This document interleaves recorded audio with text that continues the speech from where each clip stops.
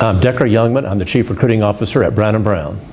Well, I think the knowledge that learned with a risk management degree opens up the entire insurance industry to a student, whether you be on the risk-bearing side as an underwriter or as a risk manager or as an insurance broker. You're learning the fundamentals that you need for any of those, so it really opens up the entire world of the insurance industry to a student.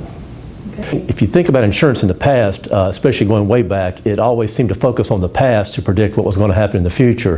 Whereas now, with advances in societal issues and technology, I think as an industry, whether we be a broker, a risk manager, an underwriter, we have to be more proactively thinking like what could happen given the set of facts we have. Well, I'm not sure I'd call it errors because I think it's more of a societal issue, but I think it would be in the communication area. I think with technological advances, as helpful as they are, but with texting and social media and emailing, I think students are losing the benefit of communicating directly one-on-one. And that while those technological advances make us more efficient and save time, I do think it hurts us from an interpersonal negotiating, understanding the person better. So I would say that students probably need to improve on their communication skills, not so much as an error, but as a way to be better.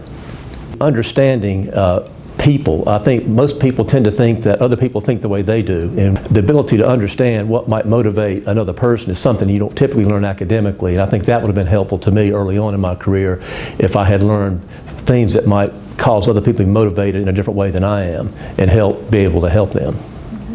I think primarily, maybe in the area of technology, I think when you think about how fast technology is changing, not just over a decade, but over not even a year, but even in months, how much technology changes, I think that's going to pose a lot of different risks to businesses. And so again, whether you're as a risk bearer underwriter or as a broker trying to help a client or as a risk manager trying to protect a company, I think that the technological changes that are going to present different risks, and more so from an enterprise risk management standpoint, a societal standpoint, it's not just through traditional what is covered by an insurance policy, but what could expose a company to financial loss is going to be much more important. So I see that as a big change within the risk management field.